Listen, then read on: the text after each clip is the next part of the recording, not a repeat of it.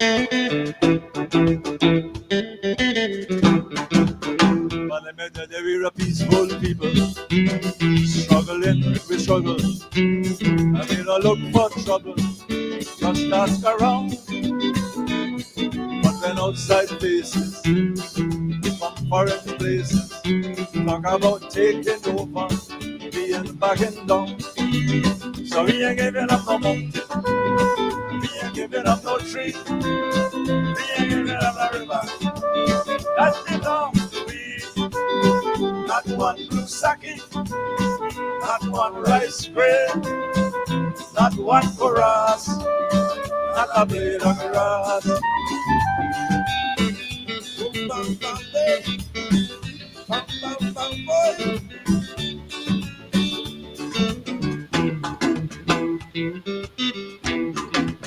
I will love the open country of the roof and honey and the Essequibo, the time of night. Don't be criticizing. This is the home we love it, and we mean to keep it. We have that right. So we ain't giving up no mountain, we ain't giving up no tree, we ain't giving up no river. That belongs to we. Not no one to sake, not one rice bread, not one for us, not a blade of grass, not one golden apple, not one jamun, not a drop of water from the pomeroon, not one breadfruit, not one white tea, not one guinea, not one lime tree, not a one sapodilla, not one Caroline, not one sugar cane, or a dry of lime, not one sherriga, not one cracate, not one guinea, not one blue sake, not one rice bread, and it's really all you ask, not a blade of grass.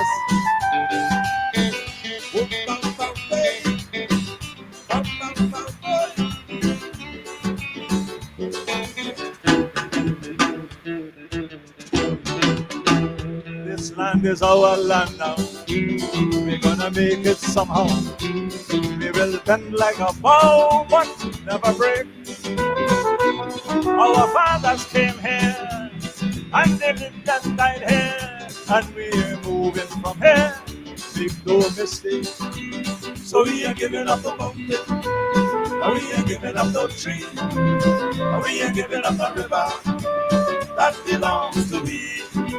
Not the one to sake, not the one rice grain, not one for us, not a blade of grass.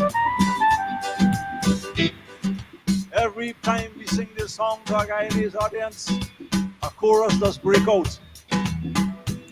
And here is your chorus to break out. All your turn to sing. You don't come here to sit down and listen, you come here to sing. 1, 2, 1, 2. No, we ain't giving up no mountain. And we ain't giving up. Alright. We ain't giving up no river. That belongs to we. Not the one blue sake. Not the one rice grain. Not one for us. One more time. Not a blade of grass. Let me hear you. No, we ain't giving up no mountain. Yes. No, we ain't giving up no tree. We ain't giving up no river. That belongs to we. Not the one who sang.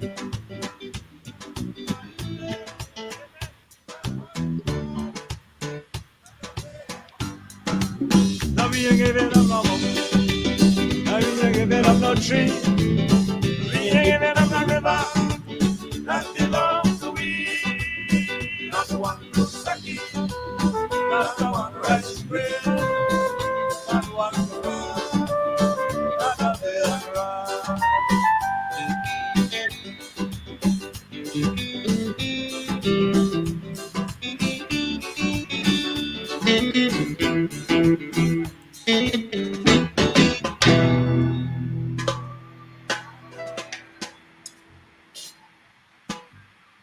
We have come to the almost to the end. We have one more song to do, and I just want to tell you briefly that this song is a song that came out of a fete we played in New York about 3 years ago. Maybe some of you were there, I don't know. But it was a night when it was a magic night. It was a Guyana night, and people were nostalgic about Guyana. And I was moved by it, and went back to Cayman and wrote a song. We come across the Caribbean Sea, mother, father, picnic, and we settled down in GT. Why ho! We sat down in the pouring rain, in the hot sun and the sugar cane, and we planted the rice and cane. Why ho! Yes, we take off the boots and we put on the roots. Why ho! So remember the crabwood that grow in Essequibo is we own. And the zigzag round pea and the saki is we own. And the lava that run from the fire gun is we own. And the wall of a post on the current coast is we own. I had the wandering crab is we own. Truly Benab is we own. Human Ayana is we own. Franco Rider is we own. Arapaima is we own. Human Ayana is we own.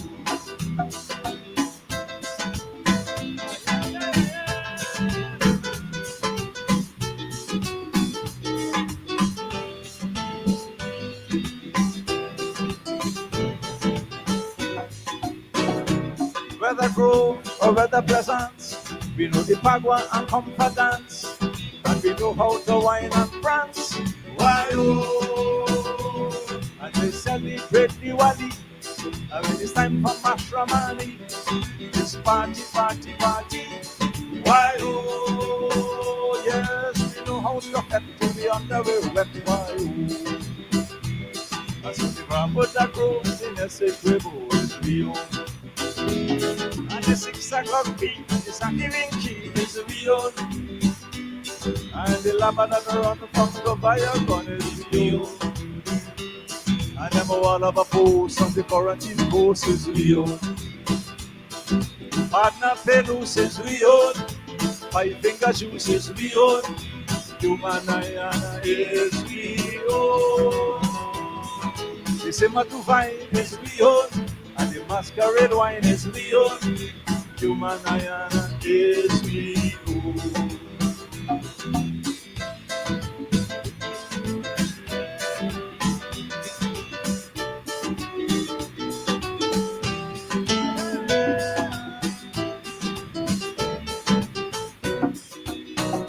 Listen to me, chip, sugar cake, and saltfish and bait is we own. Mutton curry and 2 pearl is we own. Or be a nice black pudding and rice is we own. Coconut metachi and wiri is we own. Babulala rich and with the quota in the hand is we own. Alexander Willie and the blue dashiki is we own. Frankie Muniz and the boom boom cheese is we own. And the fella in tongue named Lee Funky Fong is we own. And the fellas in the tree watching cricket for free is we own. And the brother in the night preaching Jordan night is we own. And Mary and Paul up on the seawall is we own.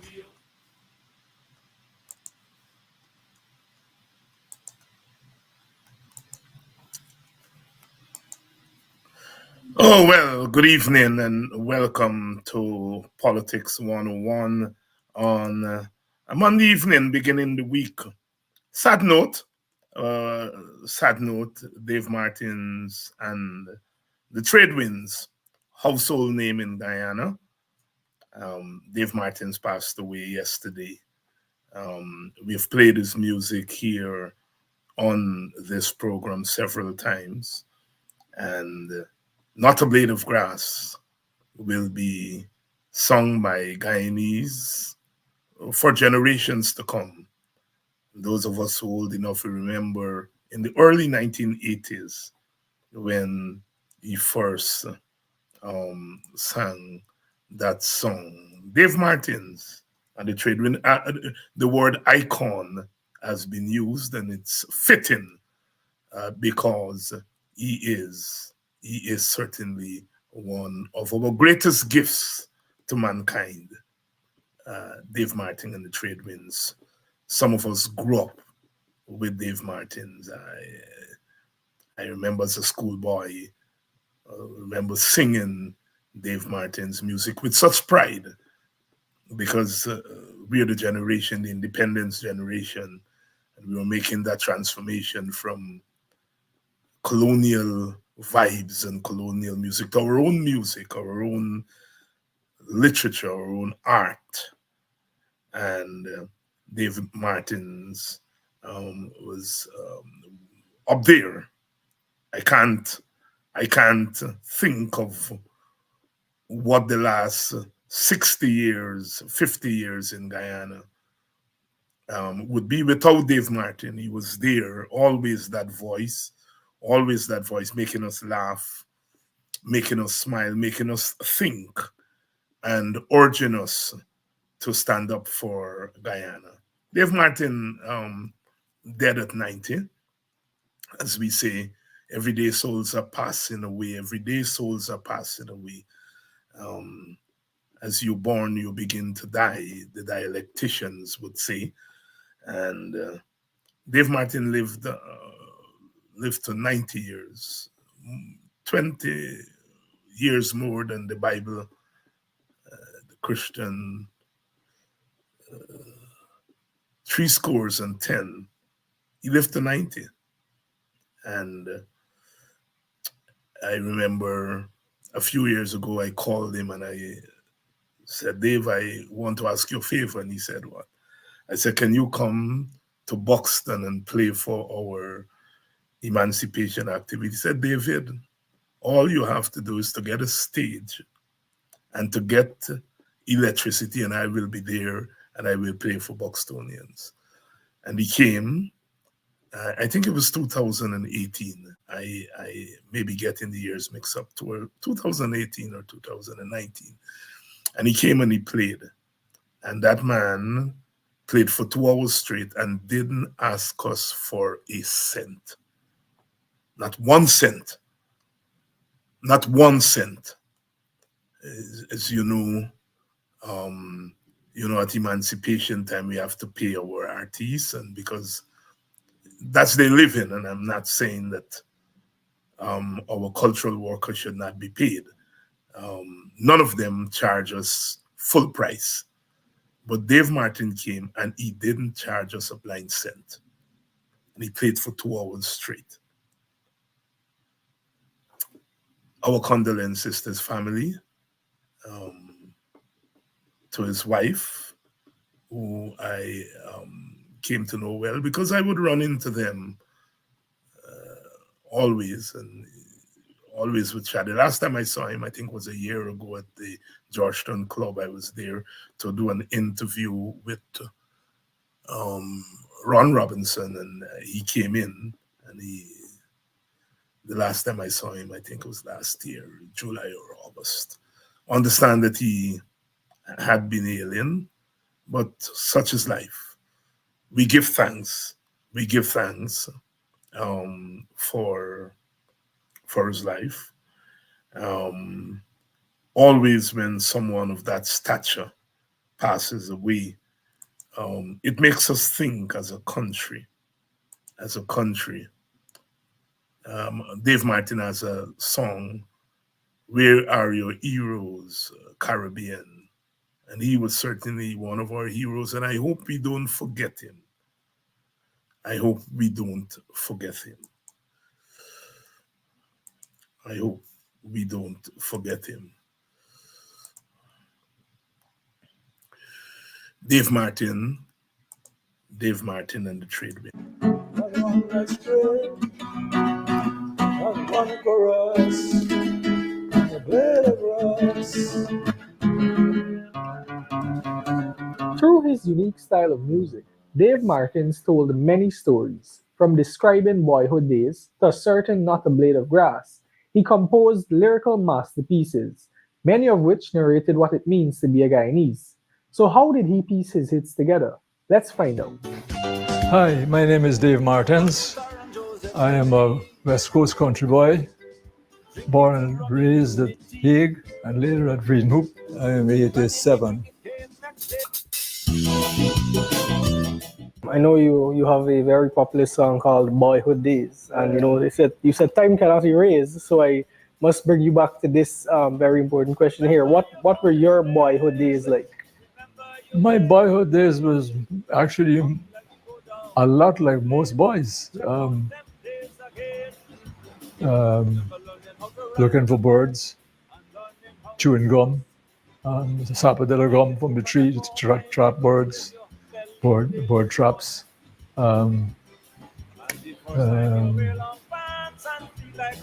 Scouting the yard looking for guavas, fruit trees. And I was living close to the seawall. We lived in Hague. The seawall was in the backyard. So I'd be on the beach or not in the water too much. The water there was kind of muddy. My father was away a lot because he had a farm in the Pomeroon, which took his time, full time. I would go down and spend some time with them, especially holidays. But so it was mostly my mother and myself and my sisters. I have no brothers. I have four sisters. And you are the second youngest. And you are the second youngest. No, I'm the third child. Yeah, 3 sisters before me, and then 1 sister after me. Where I live, there was very few guys my age in that area, so I had no boyhood friends, so to speak. So when we moved to Vredenhoop, when I started going to Saints, and I moved to Vredenhoop because it's more convenient, and I became friends with the Henry brothers, some Douglas people that lived down the road from us. We were friends up to now. We became pals. So when I started the band, 2 of them were in the band. That was the band before Trade Winds. It's a long, gradual process for me, music. It didn't happen overnight.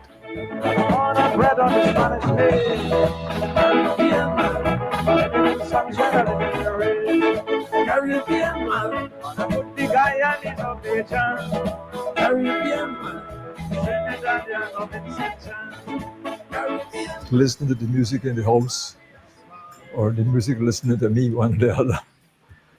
A lot of old 78s, but radio. A lot of it was radio. That ignited my interest in the music, and the radio stations, as now, played a variety of music. So from that music, I was listening to it mostly at Vredenhoop, some of it at Hague, but more at Vredenhoop days. I was listening to all kind of music, jazz, rock and roll, classical, a lot of classical. I became interested in classical music because I was drawn by the long structures, classical pieces that go on. One piece will go on for 15 minutes, and I was drawn to that. I don't know why, I just was, And I think so a lot of that interest, when I started to write, I was going in that direction. I was going towards more descriptive work rather than a lot of popular music is instantaneous work, about bang, bang, bang. But the wider music, classical music, is more extended. It goes over long periods. And that always interested me. It's not always the most commercial music, but it interested me from young.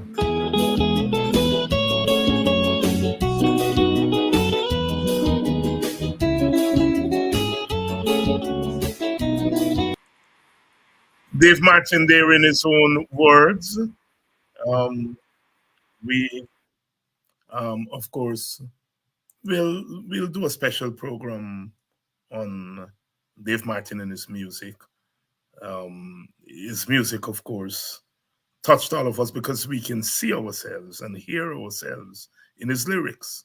Boy, you do is when he talk about all those things that boys did and girls did. I mean, you could, you were in the lyrics, and quite a loss, but he has left a rich legacy, and we are thankful. Good evening to you all. Please share the live. Please share the link. Tonight we want to talk about poverty, and we want to talk about what we're gonna do about poverty. It's a real problem. The poverty rate in Guyana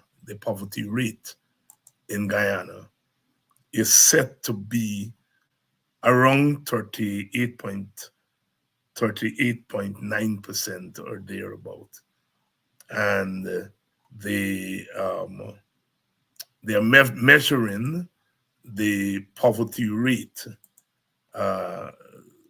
based on $5.50 US dollars. That is $1,100 per day.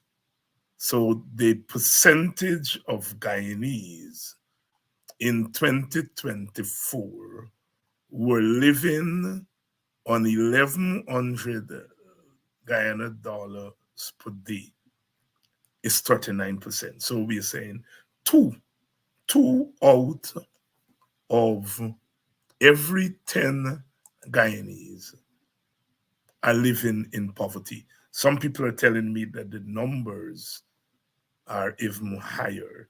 In 2019, it was pegged at 48%, and they're saying it has come down now to 38%. Almost 40% of people living in poverty in Guyana.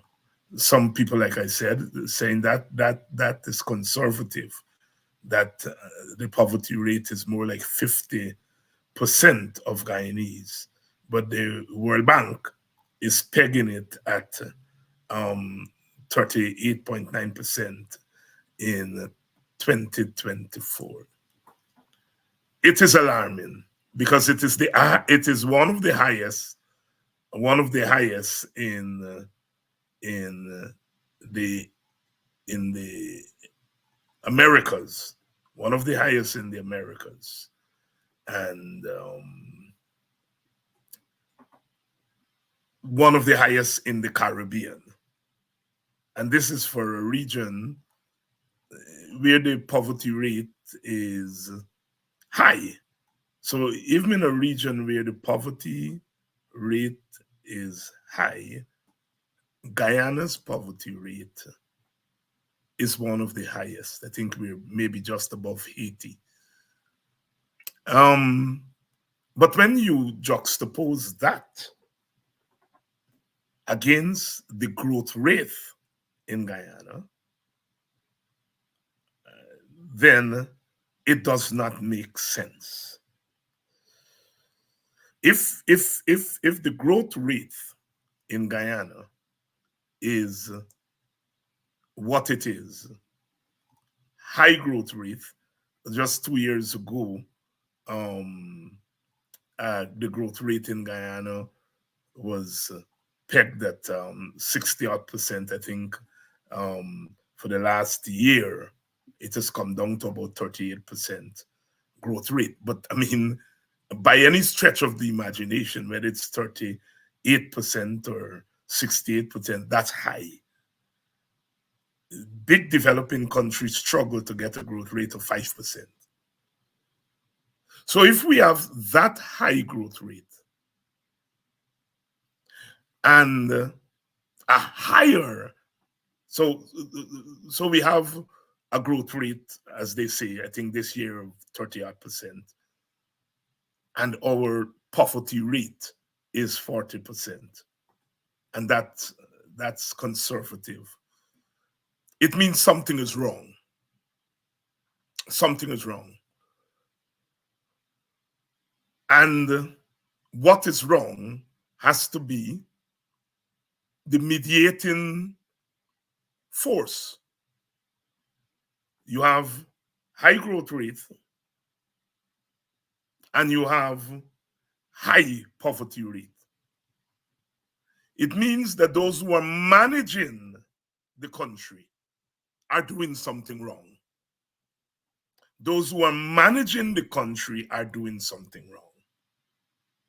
Because logic tells us that high growth rate should mean low poverty rate, low unemployment rate. The World Bank is putting on our unemployment rate at 12 to 12 point something percent. And that may be accurate, but you have unemployment. That's people who can't find work, who not working. And then you have underemployment. Those are people who are working, but are not earning a living wage, hence the poverty rate.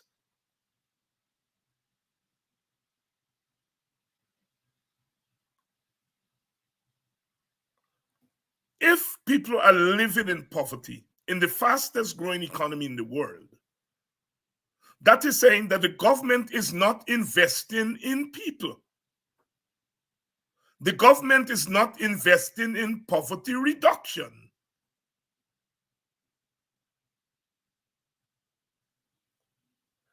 And this is where we want us to begin to think.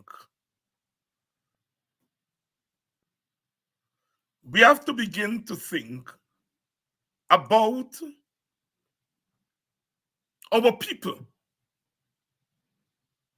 So I heard Mr. Jagdeo say over and over again that yes, the cost of living is high, inflation is high, and so on and so forth, and that his government has been doing a lot. They have reduced taxes on certain items. They have subsidy on certain things, electricity and so on. So the argument is that people don't have to pay more for these things.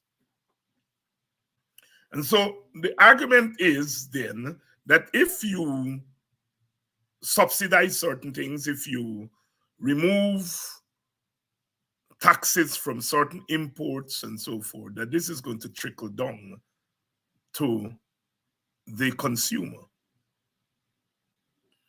Reality has shown that that does not necessarily happen.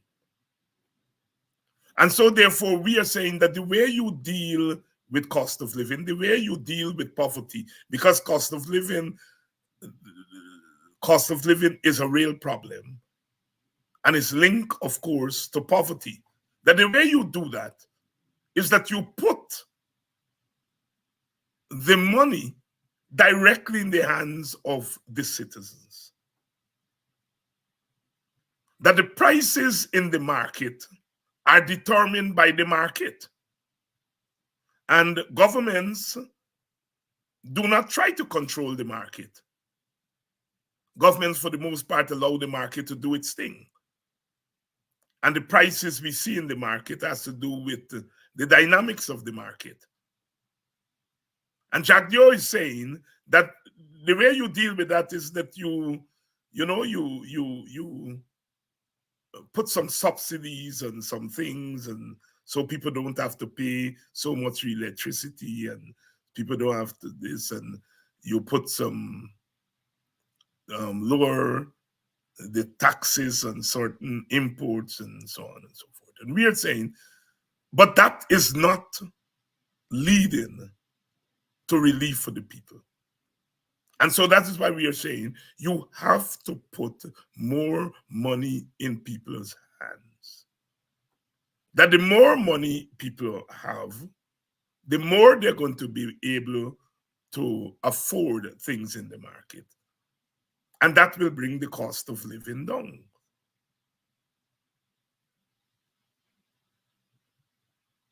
And there are ways that you can put money in people's hands. Since 2018, Professor Clive Thomas and the WPA put a proposal on the table. We say take 10% of what you're getting from oil and you give it, you divide it among each household. I noticed Brother Nigel is saying divide it, give it to each individual. You know, we are saying that may be okay, but we are saying give it to each household. And the household, if you give it to each household, that household will get more. We have about 220,000 households, and Professor Clive Thomas calculated in 2018 that given what the oil that we had at that time and that we were forecasted to have, that it would come up to approximately 5,000 US, which is $1 million Guyanese dollars per year. Now we are talking about 18 billion barrels of oil, and we think it's closer to 30 billion barrels of oil. The oil companies are not going to tell us how many barrels of oil are forecast. But experts are saying that we have close to 30 billion barrels. The government is now saying it's about 18 billion. We think it's close to 30 billion barrels.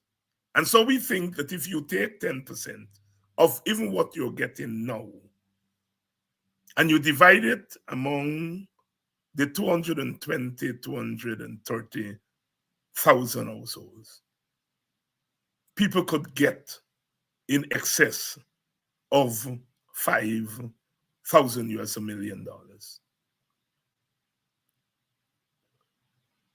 Now, if that money gets into the hands of those people who are earning less than $5.50 a day, they're earning less than $1,100.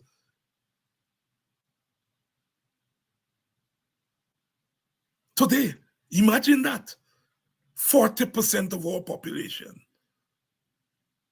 that's earning less than $1,100 a day. If you divide $1 million Guyana dollars, if you divide $1 million Guyana dollars by the 365 days in the year, it will be much more than the $1,100 they're earning now. And if those people get that in addition to what they're earning, they're on their way out of poverty because they're going to be able to afford more. We had the shocking news the other day that our people are not getting the requisite nutrition that they're supposed to get. Part of it has to do with the fact that they can't afford to buy the nutritious food. They just can't. How are you earning $1,100 a day? How are you going to be able to afford nutritious food with $1,100 or less? Because there may be people who are earning $500. I'm hearing a pound of sugar in the interior is $500.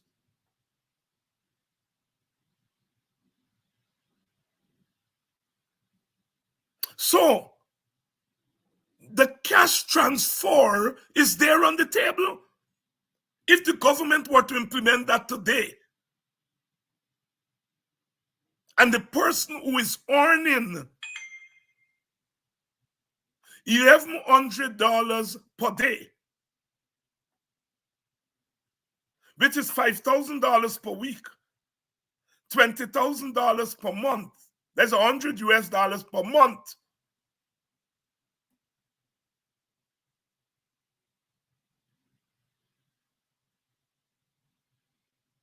$1,200 per year. And our calculations with the cash transfer will come to the equivalent of $5,000 per year.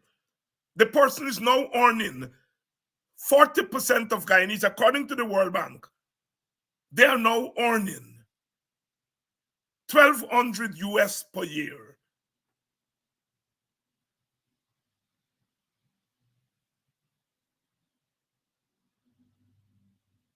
Why the government is not giving cash transfers?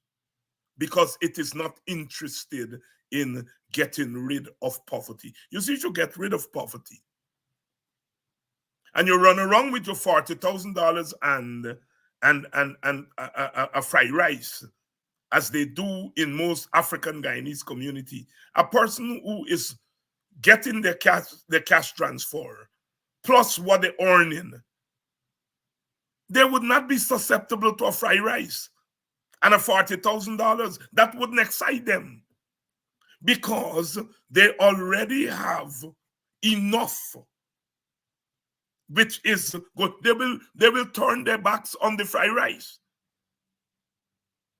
So the PPP does not want to get rid of poverty, because if it gets rid of poverty, then it can go around the place like a Father Christmas, sharing away $20,000 and $30,000 and parading our women when they collect a $40,000 for their children, school books and school uniform, and get them parading themselves like long-time slaves. If they get the cash transfer, they don't need your $40,000.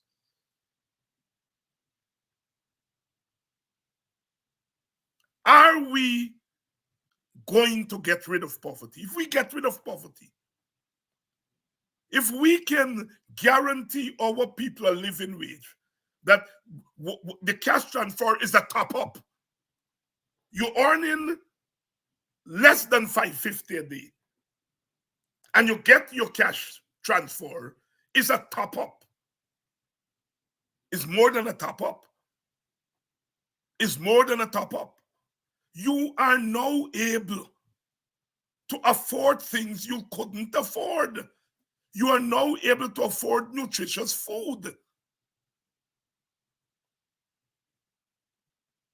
I'm just giving you all the bare numbers here. Yeah?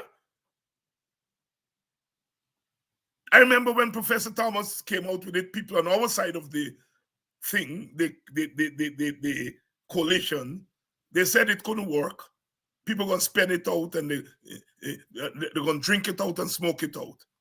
But you tell me that woman who works on some store in Water Street, or who doing watchman work and earning less than $550, less than $1,100 a day, and she puts her hand pan a $1 million that she gonna go to the weed man and say, give me $40,000 in weed. There is passport, people. There's passport, people. I see it every day. I see it every day. You know, these days, as you all know, after funeral is a party. People, you know, the people there with their drink stalls selling their drinks and so on. And the usual thing, you know, buy beer and so on and thing. And when I go to funeral, I, would buy beer for people and so on. And so many women will pull me aside and say, David, me I want beer. Give me the money so I can buy things to cook tomorrow. So what are you telling me? What are you telling me that they're going to spend it out on weed and rum? I see it every day, and I'm sure most of you Some of you from overseas go home. You see it every day. Women, mostly women, who would say, me I want bear David. Don't make nobody say, give me the money. Me gonna buy thing for cook tomorrow. I experience that every single day. So I know our people are going to take that money and going to spend it on weed and spend it on beer and so on. I'm not saying that people won't buy beer. But I'm saying to think that people are going to take $1 million and spend it on, go and give it to the weed man. Anyhow, we didn't implement it and we lost power. I think some of the people who had reservations about it have today recognized that it is the way to go. And the WPA is saying that that is our signature campaign platform. We want to end poverty in Guyana. And we are saying we can end it. We can end it over the next 2 or 3 years. Poverty is coming down. It was 69% in 2006. And it's now, so that was about 70%, is now 40%. So it took 2 decades, 18 years, for poverty to come down 20%. So we're not saying poverty don't come down. What we are saying is that if you target poverty, well, you gotta wait 20 years for it to come down. We can bring it down in 3 to 5 years if we begin to give cash transfer today. And that is why we are saying, we are asking you to support our plan and support our party to get into government so that we can implement this thing and begin to end poverty. We can end poverty in 3 to 5 years with that plan of cash transfer. In addition to cash transfer, we want to implement a universal basic income. That is, now each individual, each adult would be guaranteed a basic income. Here is an income. The government is giving you this income. So you have your cash transfer. You have a basic income the government is giving you. This is on top of your income that you are drawing if you're in the private sector. If you're working in the private sector not earning much, you're not going to be guaranteed a basic income. What that means, if the government is giving you a basic income that is above the poverty line, it means when you go in and looking for work, you ain't going to accept no salary, no wage below that basic income. So the government basic income is going to force the private sector to up their income, because people aren't going to go and work for them for anything below the basic income.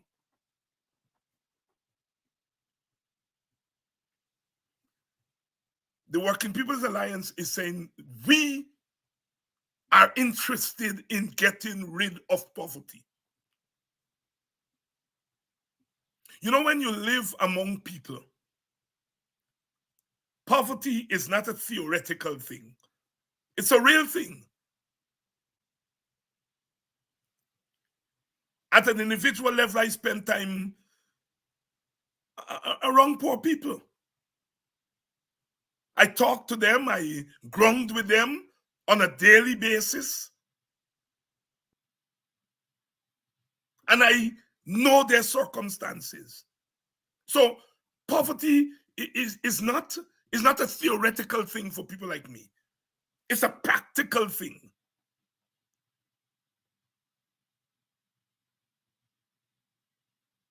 I always wonder, I tell you about tell you all about, you go to a funeral, you go to a wake, you go to activities in the village, and people are selling there. And you kind of say, let me figure this thing out. They're selling a beer for $400, a GT for $400, a Banks. And you're saying, how much they're buying it for? Maybe they're buying it for $300. I'm assuming. Or even if they buy it for $200, I don't know. But they can't be buying it for less than $200. I think it's more $300. So for every beer they sell, they're making $100.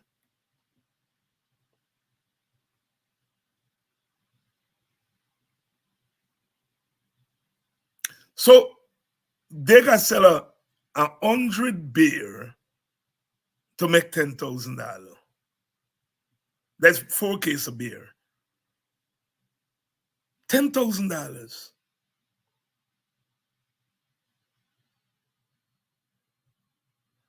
And it's not like every day, because they're only going out and sell when they get a funeral or a wake or whatever the case may be. So sometimes when they make the 10,000, if they sell 100 beer, I think they sell less than that. If they sell 100 beer, because remember, they're competing stands out there.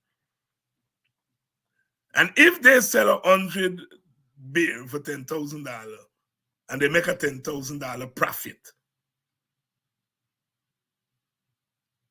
and they ain't got no activity to go and sell the beer for the next 4 days, so that $10,000 gonna last them for 4 days. It comes down to $2,500. It comes down to the same thing.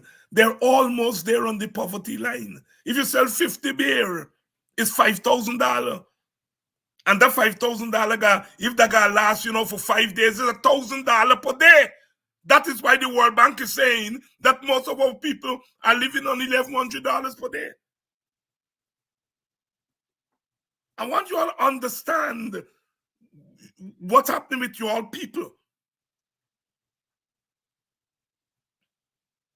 And 40%, some people are saying 50% of our people have to live like that.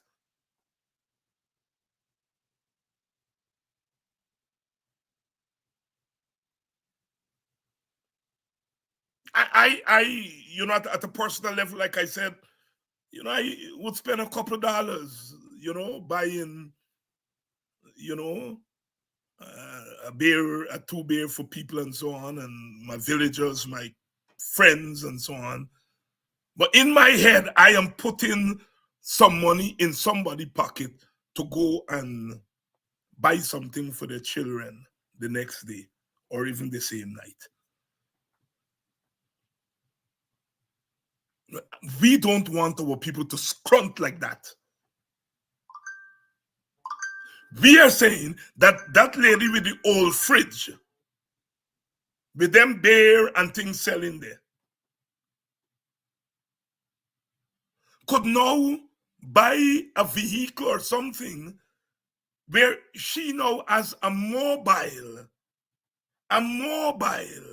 snacket. She ain't got to get an old fridge and get a donkey pulling it and she can only sell when they get wake and funeral and so on. No, she has a proper snacket. She get $1 million.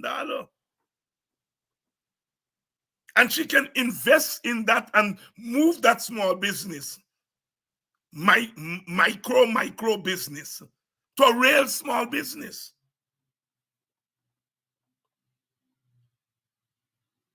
So we want you all to support the universal basic income. We want you all to support the cash transfers. Not going wrong and sharing a $20,000, $30,000. When you go wrong and share a $30,000 to people, by the time you click your fingers, so that's gone. You're not doing anything to help their condition. You're putting a little patch. And you're asking them to bow down to you. We are saying, go to Parliament, pass a law that says 10% of our oil income, whatever it is. Maybe it will be less than $1 million. It may be $800,000. But it's $800,000 what people don't have and that they can use. So many, you go through, one of the things that, look, people building places, that is true. I go through the villages and I see people putting up the little bit, but a lot of those buildings are not finished because people don't have the money to finish them.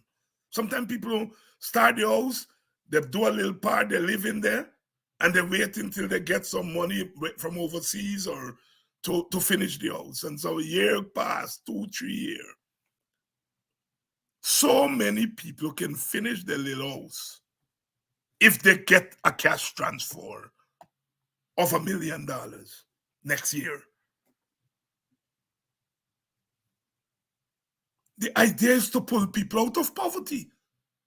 Because as Shadow said, poverty is hell. It weighs down. And the beautiful thing about the cash transfer, our cash transfer to each household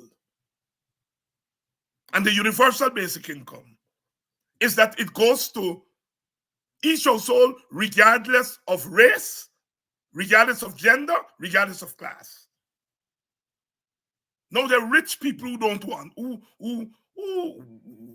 wouldn't want a cash transfer.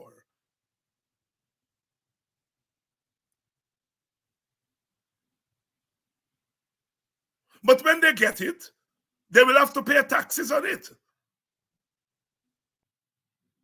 So the government gets back some of what it is giving. Yes, rich people don't want it. But in order to be democratic, in order not to leave out anybody, you give to everybody. Some people say targeted. You target it to the poor. All right, good. So if you target to the poor and you say, you're giving it to people who are earning $100,000 or less. What about the persons who are earning $105,000? You left them out. Their condition is not different from a person earning 100. So this thing about targeting it, you will run into trouble. If you give to everybody, you leave out nobody. You give to each household, you leave out no household. So we are targeting everybody. And the rich people will pay back in taxes because they're already making plenty money. And then you give them the cash transfer, they got to pay back in taxes. And if they don't want it, they can give it to a poor family.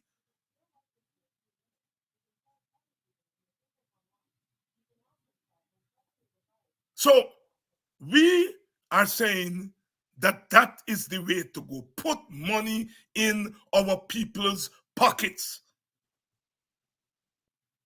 Put money in our people's pockets.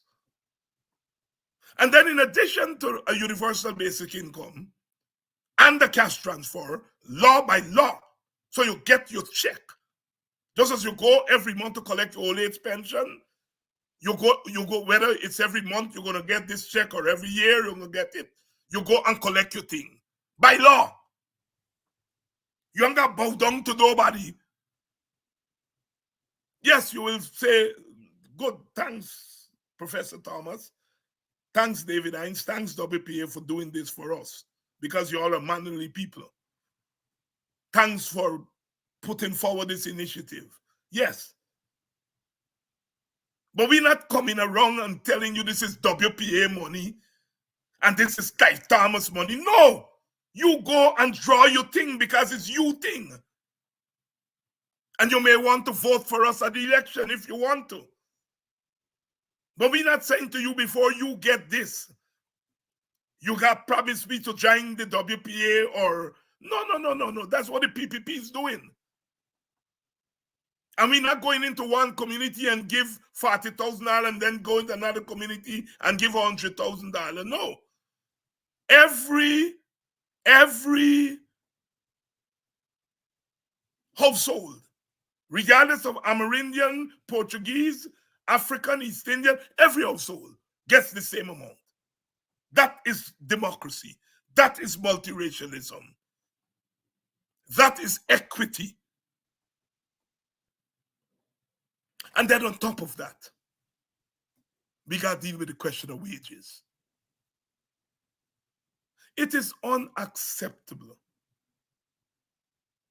to be a teacher and earning $100,000 a month. $100,000 a month, divide that by 30 days a month. You are talking about somebody working a teacher, working for approximately $3,000 per day. Remember, the poverty line is $1,100 per day. If you're working for $3,000 per day as a teacher, you're working for a little bit more, a little bit above the poverty line. And you're getting tax on that $100,000. A friend of mine sent me a list today. She's a teacher.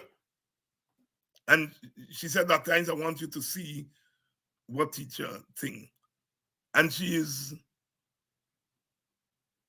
buying or sewing new clothes because school gonna open just now. And she sent me the list to look at. The list the total come up to $44,000 for about 5 or 6 new outfits to go to school. So you're working for $100,000. School beginning, the barest minimum, $44,000, you're already spending to buy 4 or 5 new outfits. Half for your first, all for your salary gone there in just buying clothes. And not plenty clothes. Because teachers, you can't go into teachers, you can't go to school and looking nasty and dressing properly. Especially women. They got dressed up. And this teacher is saying, just 5 outfits. I'm going to wear one Monday, one Tuesday, one Wednesday, one Thursday, one Friday. That's just 1 week. Next week, you can't wear back the same thing.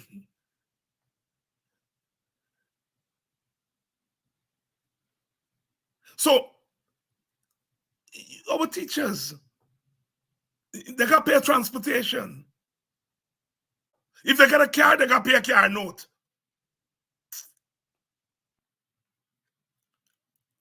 If they're living in a house, they got to pay a mortgage. If they're renting, they got to pay house rent.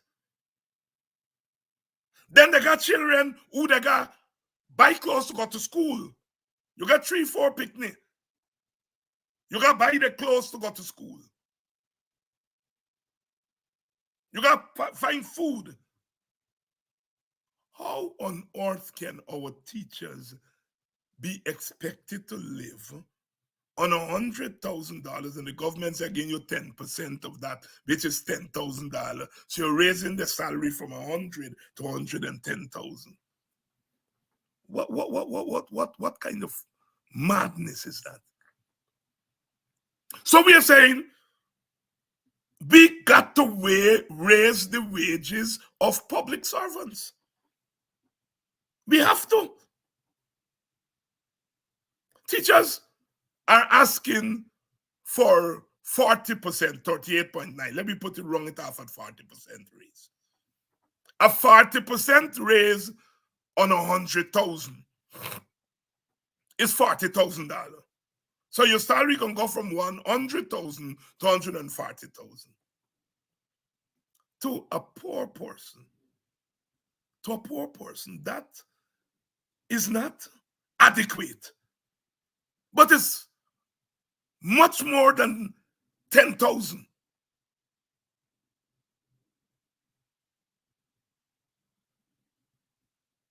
We are saying the teachers asking for 38.9% is just. It's just. But it is barely enough. And the teachers should stick to that because the government can afford it. You know, one of the things that get me mad, and I just want to, sometimes when I hear Jack Dew on them, we are going to spend another $89 billion, another $89 billion.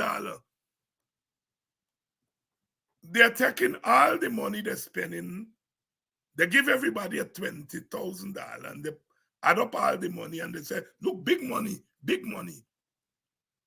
They're not saying we are giving each teacher $10,000. Or the graduate teacher. Because they like to talk about the graduate teachers. And I think the graduate teachers earn about $300,000 if you get a degree, a master's degree. I think you get up to $300,000. 10% of $300,000 is $30,000. So you're going from 300 to 330. And those teachers who went to UG to do their bachelor's and do their master's, still, some of them still owe UG. Two of my teachers' friends send the UG bill to me, big money. They're still paying. So although they're graduate teachers and they're earning more, in order to pay for that bachelor's and master's, they get a debt on their hand.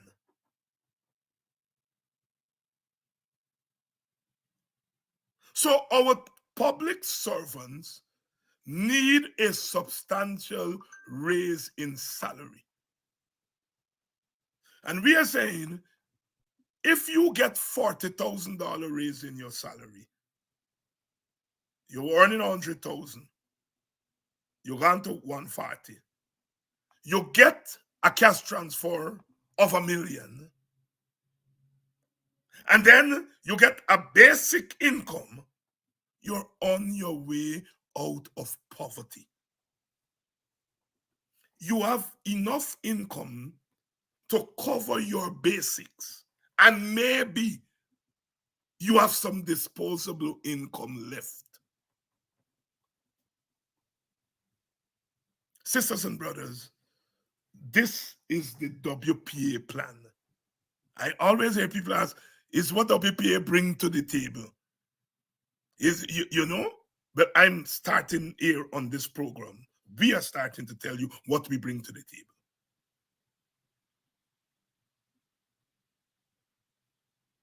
We bring to the table plans and policy and a vision for our country.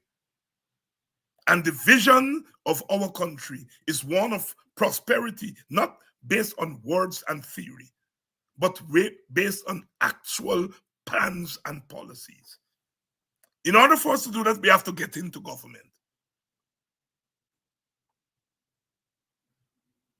And this thing in the past where we walk our asses off like jackass, and then at the end of the day, they say, look, WPA, look a ministry, look a one seat in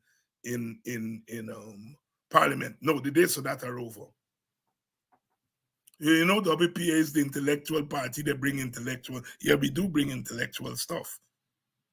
But we are saying to you all now, you all got to support the policies, and you all got to support it with your bodies. You all got to join the party. You can join as members. You can join as member supporters.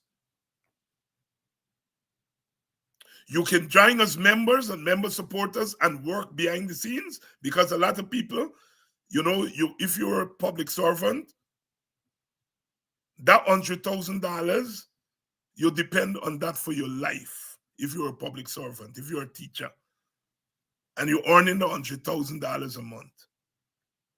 If they spite you and knock you off, You have no other income. You can't walk from that job and go into another job. So we understand why our people don't come to the front. We're not stupid. But you join the party who want to come to the front, we're going to move to the front. You join the party, you want to contribute in ways that help. If you're an economist, you're a financial person, you want to contribute to help us to develop our financial and economic policy, come and join the party and work in the committee to help us develop policy. If you're an educationist,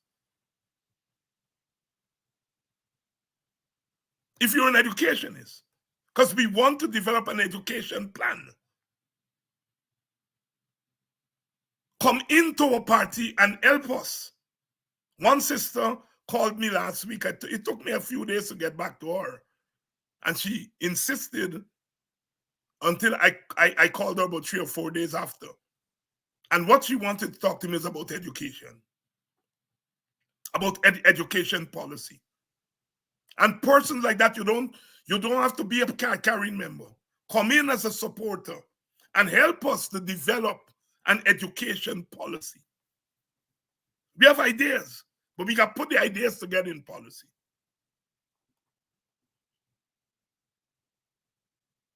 You want to be a candidate at the regional level, come into our party.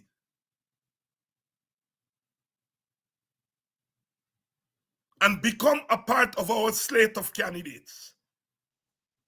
Of course, if we are going as part of a coalition, we still have to contribute candidates to that slate. One of the criticisms that they've made of our announcement last week is that it's a set of old men. All right, good. Well, this is one old man who's saying, young people, come into this party. Come into our party. We need young people. Come into the party. And we are going to find usefulness for every member supporter to contribute. Women, come into our party.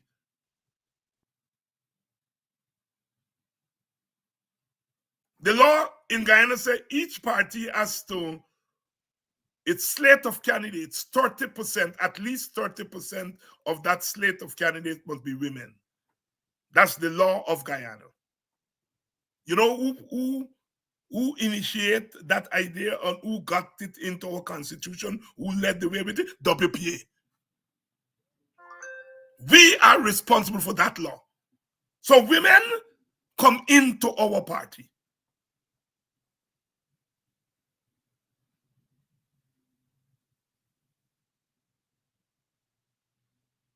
We're asking people to join us to strengthen our ideas, because the ideas are there. And as we saw the last time, we do the ideas, we do the manifesto, we contribute to the manifesto, we contribute to this, we contribute. And when the thing done, they say, look, I want seat for your intellectual energy. But we want to take more than intellectual energies now. And there's enough to share around. Look, some of you all are disappointed at the PNC and Norton. And for whatever reason, I hear people stop me and they tell me that. And I'm saying, that's okay. You have choices in the opposition. You don't got to go and join the PPP. Or you don't got to decide that you're going to steal on election day. You have other parties in the opposition that are committed. You have the WPA, you have the AFC. And I'm not canvassing it for the AFC, but if you don't like the WPA, if you think WPA too radical or, whatever you think about WPA, you have choices. You have the PNC, you have the AFC. And I know people of other parties won't talk like this. But I can talk like this because I'm a realist.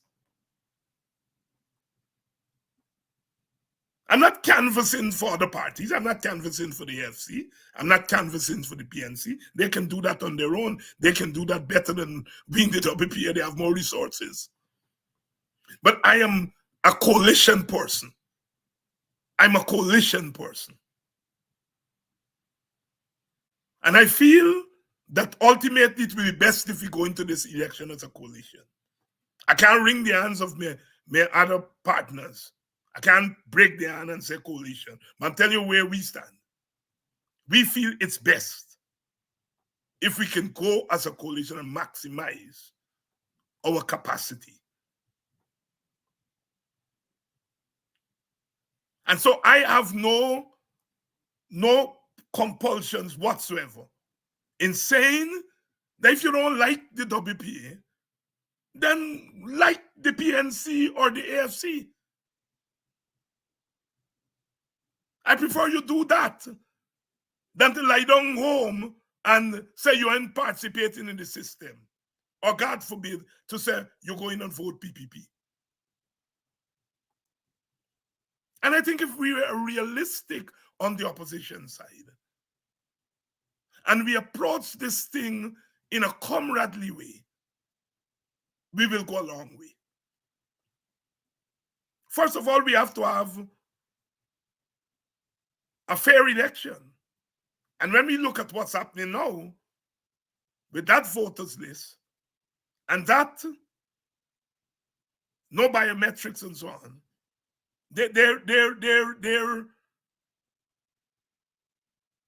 that's not a level playing field.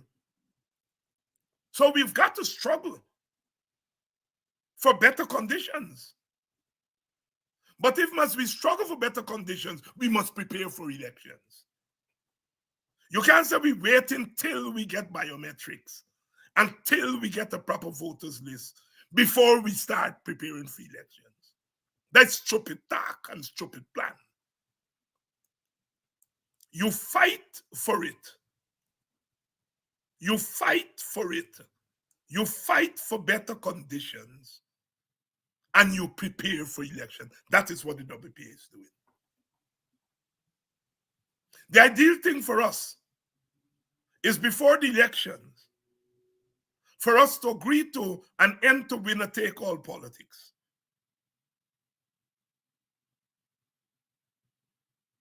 So that at the end of the election, if we get 52% of the vote, we get 52% of parliament, 52% of cabinet. If the PPP get 42, they get 42% of cabinet, 42% of thing. People think that when we talk about power sharing, we are sharing somebody else's power. No, we're not sharing nobody's power. You all give us 52, 55% of the vote. That's we power. And we're not sharing that with nobody. That's we power. The other side gets 40 how much? That's their power. We're not sharing somebody else's power. We are making sure the power you give us must not leave us outside of decision making. You're giving us 52%, 55% of the decision making. If we were sitting in this government, you think the government could have put on any alternative event at Martino's or wherever, Sophia? No, because we would have been sitting along there and say, you are not using government money to do this, to take your eyes and pass back people. If we were in government, you think the government could be pussyfooting and giving the teachers 10%? No, because we are at the table and we have the majority at the table. We're going to be able to say to them, no, you got to give them the 39%. But we are outside of power, although 49% according to the TFIN election vote for we. In a TFIN election, we get 49%. But we can do nothing with that 49%. Our parliamentarians dress up nice, they go to parliament, they object to things, but they can change nothing. They can change nothing. Not one law, not one motion, not one bill put by the opposition pass Parliament in 4 years. I'm not saying that we should not go into Parliament, but we should make the Parliament, as Kwayana said, when he went into Parliament, it was with 1 seat for the WPA in 1985. He said, I'm going to that place to plant the flag of Walter Rodney. We got 38 seats. We can't influence law because we don't have the majority. And so that winner take all has to go. For us in the WPA, we would like it to go before the elections. So we know when the elections are over, whether we get 48% or 58%, we're in the government.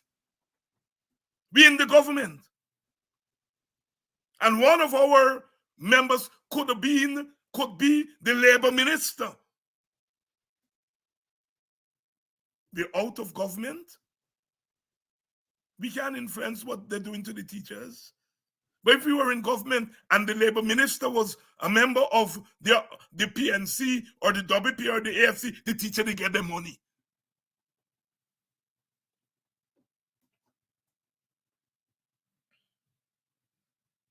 Ultimately, these things that go to cabinet. Whether you give the teachers 10% or not, it's not just the Minister of Education deciding that. This got to go to cabinet. And if we are in the cabinet, we are able there to say, no, this is what we think the teacher should get. We are not sharing somebody's power. We are just affirming our own power. You can't give us 200 and something thousand votes. And we sit down in the opposition. We can't make any input in decision making. That's craziness. And it must stop.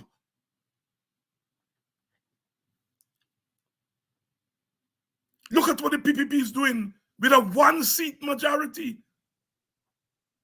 And we can't do nothing within the ambit of the law. That is why our people are on our case to go on the streets, because that's the only thing open. Because we cannot effect change within the system. So we've got to change that system. Sisters and brothers, we have to get more serious than we are, because I know we're serious already. We forget more serious. And we are beginning to lay our plans on the table. And as I've clarified in the past week, the naming of our presidential candidate and that does not mean that we're not going as part of the coalition. We are just putting our leadership team in place. If we are going to go as a coalition, we have to provide our list of candidates. We have to provide our list of policy areas when we sit down to do the manifesto. And because none of us has participated in an election on our own, neither the AFC, neither the WPA, neither the PNC, since 2015, none of us has participated in an election on our own. So we can't come to the table and say, this is what we are worth. We know the PNC is the biggest party, and history has shown that they will have the biggest opposition support. Nobody can question that. We don't do independent polls, so we don't know what each party is worth. And so people do party polls. I know the PPP does polls all the time. I'm sure the AFC said they're going to do polls. But AFC is going to poll for itself. It's going to poll to see its own strength. The AFC is not necessarily going to poll to see the strength of the WPA or the strength of the PNC. And so in the absence of real independent polls, in the absence of us having participated in election on our own for the last decade, then we have to depend on other means of showing our worth and our strength. And one of the ways is for you to empower us. I see comments here that are very uplifting to us in the WPA. We welcome the comments here, comments of support. And we are saying some of you may want to go one step further, is to come in and join as members or as supporters of our party. We're going to continue tomorrow night. We come back again. I think tomorrow night Dr. Jeffrey is going to be here. And Wednesday night is Black People Night.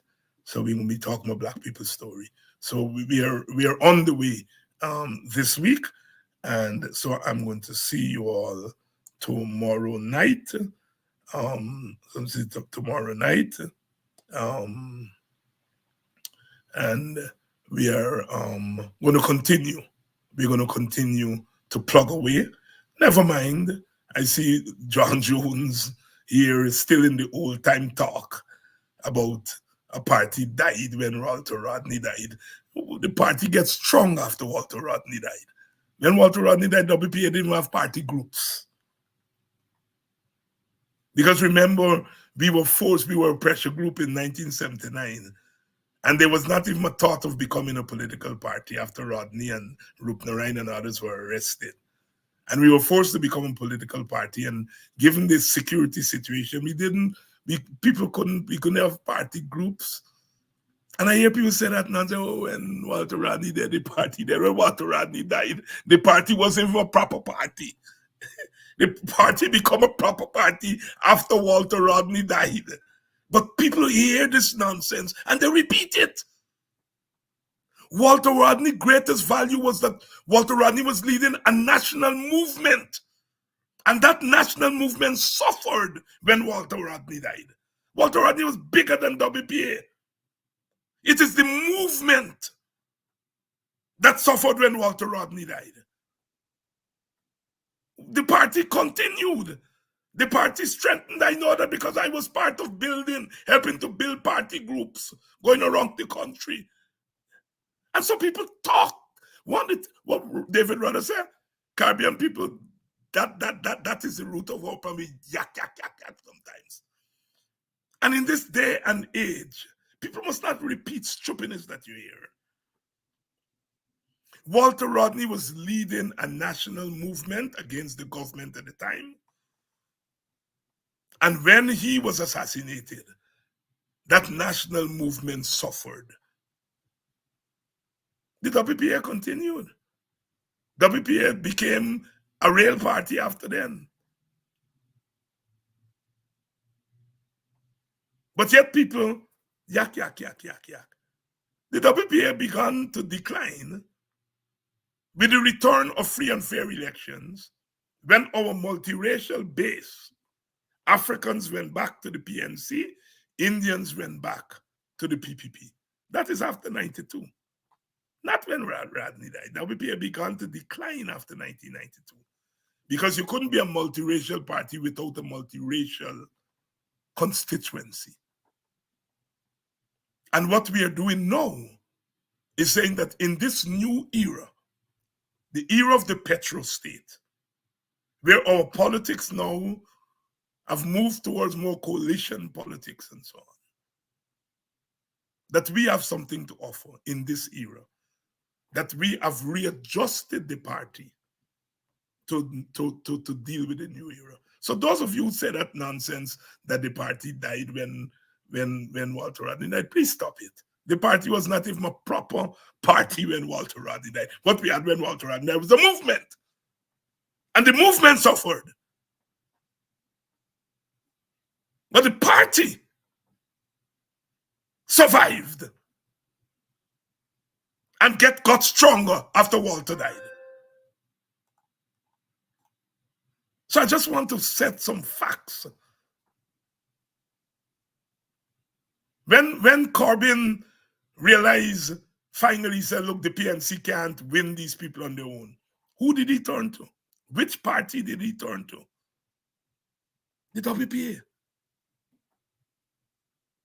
The WPA.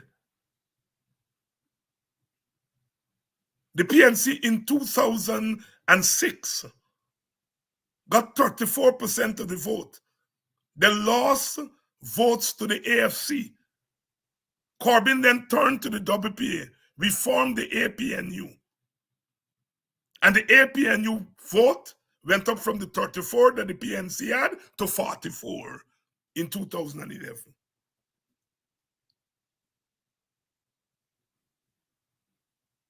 All the votes from the AFC came back to the APNU. The AFC got votes from the Indian Guyanese community in 2011. So people should stop trapping and get serious. We're not in competition, John Jones. We are not. It's competition, and competition may get all of we here out of power. God bless Robert Corbyn. God bless Robert. He had the vision. The vision. The vision.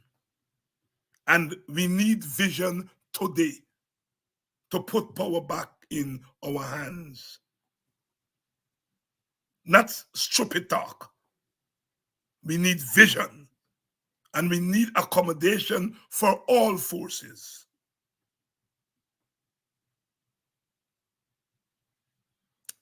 See you all tomorrow night when we come back to continue the struggle.